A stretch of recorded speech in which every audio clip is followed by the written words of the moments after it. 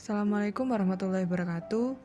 Hai teman-teman, kali ini kami akan mempresentasikan mengenai safety behavior.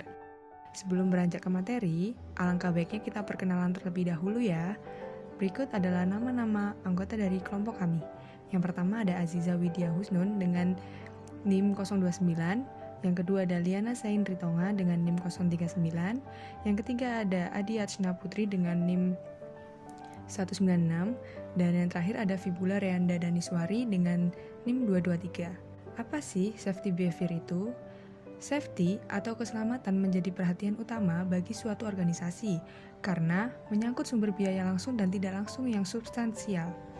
Kemudian, behavior merupakan aktivitas atau tindakan aktual yang ditunjukkan individu yang berhubungan dengan individu lain maupun lingkungan di sekitar mereka.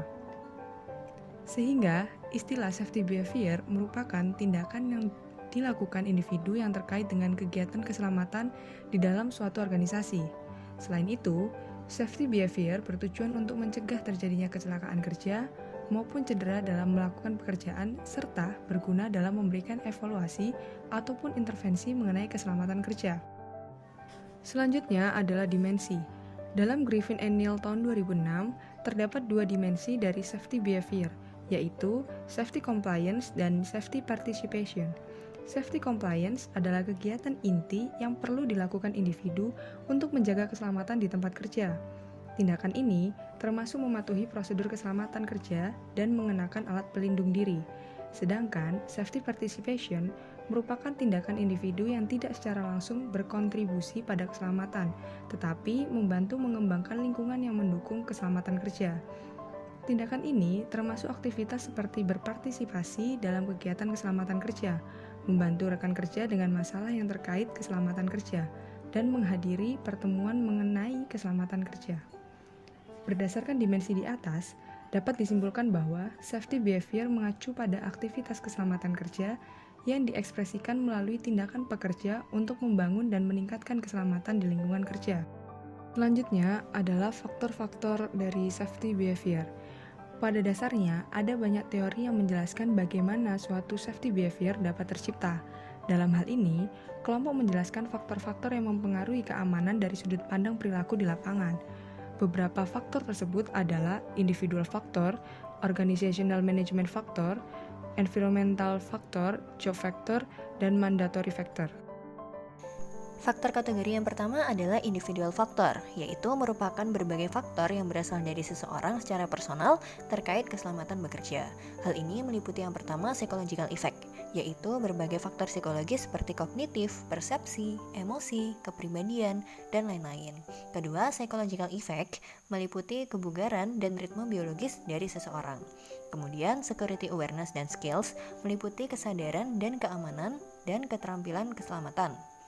Dan selanjutnya, work experience atau knowledge meliputi pengetahuan, keterampilan, dan pengalaman yang diperlukan untuk menjalankan pekerjaan. Selanjutnya, ada organizational management factor, yaitu merupakan faktor keselamatan yang berasal dari pihak manajemen organisasi. Leadership element meliputi sikap dan kapasitas manajemen. Selanjutnya, ada team factor, yaitu meliputi umpan balik dari tim, suasana tim, dan sumber daya tim. Selanjutnya ada safety education and training, meliputi edukasi dan pelatihan untuk pengetahuan keamanan secara profesional bagi karyawan. Nah, hal ini juga memberikan umpan balik yang positif bagi karyawan yang mematuhi dan menjalankan prosedur keselamatan kerja, sedangkan bagi yang melanggar akan ada tindakan sebaliknya. Selanjutnya ada emergency level, yaitu sikap terhadap risiko dan respon kritis terhadap suatu situasi. Dan selanjutnya ada rotation test system, yaitu pengaturan jadwal untuk rotasi antara bekerja dan beristirahat. Faktor selanjutnya ada environmental factor, yaitu faktor yang berasal dari lingkungan baik fisik, peralatan, maupun sistem sosial. Yang pertama ada nature of work, adalah bagaimana keadaan risiko lingkungan kerja dilihat dari apakah pekerjaan tersebut mendesak, kompleks, monoton, dan lain-lain. Selanjutnya ada operating environment, meliputi temperatur tempat bekerja, kebersihan, kelembaban, pencahayaan, kebisingan, dan lain-lain. Selanjutnya ada personal social environment, berisi berbagai hal seperti hubungan interpersonal, lingkungan keluarga, peristiwa dalam kehidupan, dan lain-lain. Selanjutnya ada faktor kategori job factor, yaitu menjelaskan berbagai faktor risiko yang berasal dari pekerjaan itu sendiri. Yang pertama ada equipment availability, yang menjelaskan keadaan operasional peralatan, apakah dilengkapi dengan fasilitas perlindungan keselamatan atau tidak. Selanjutnya ada man-machine matching, yaitu menjelaskan tingkat kecocokan dan tingkat inteligensi dari desain, mesin, dan manusia. Apakah keduanya saling fit antara mesin dan manusia tersebut. Selanjutnya ada test difficulty level yang menunjukkan tingkat kompleksitas pekerjaan serta energi dan konsentrasi yang dibutuhkan dalam pekerjaan. Kemudian ada work urgency, yaitu meliputi tingkat kecepatan kerja yang dibutuhkan dan tekanan dari pekerjaan. Dan yang terakhir ada work posture, menjelaskan bagaimana postur tubuh yang diperlukan selama melakukan pekerjaan. Faktor yang terakhir adalah mandatory factor. Di situ merupakan suatu faktor yang berkaitan dengan kepatuhan dari peraturan yang ada.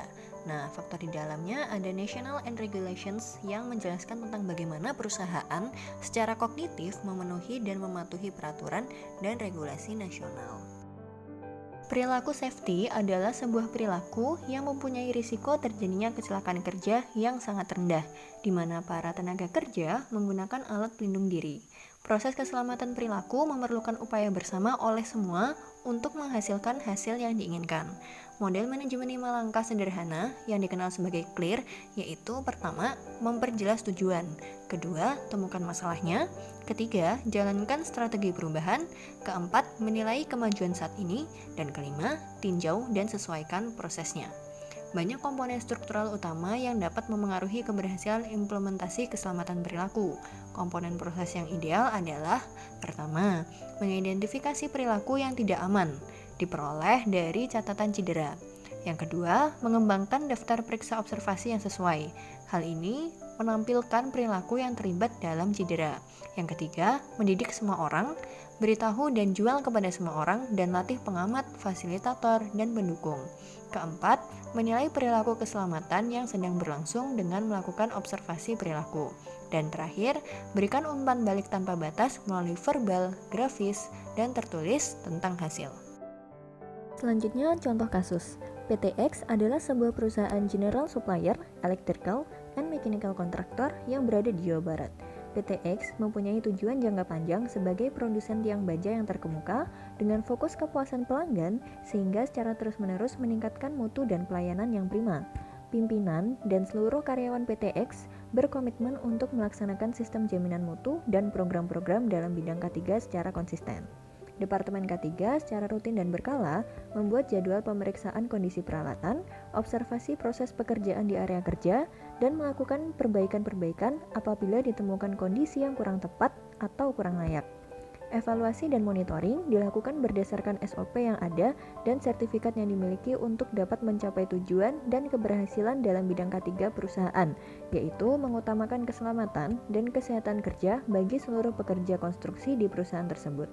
Untuk mendapatkan hasil produksi yang baik, manajemen PTX menyadari bahwa dengan fasilitas yang bagus saja tidak cukup, tetapi harus diimbangi dengan sumber daya manusia yang baik pula dan sistem yang diterapkan yang berorientasi pada mutu. Pada kasus di atas termasuk dalam dimensi safety compliance, yaitu Departemen K3 secara rutin dan berkala membuat jadwal pemeriksaan kondisi peralatan dan juga observasi proses pekerjaan di area kerja. Kasus tersebut termasuk dalam beberapa faktor, seperti yang pertama, environmental factor, di mana adanya pemeriksaan kondisi peralatan, observasi di area pekerjaan, dan melakukan perbaikan apabila ada kondisi yang kurang layak. Dan yang kedua, organizational management factor, di mana hal ini untuk mendapatkan hasil produksi yang baik juga harus diimbangi dengan sumber daya yang baik. Berikut referensi yang kami gunakan. Sekian dari kami, terima kasih.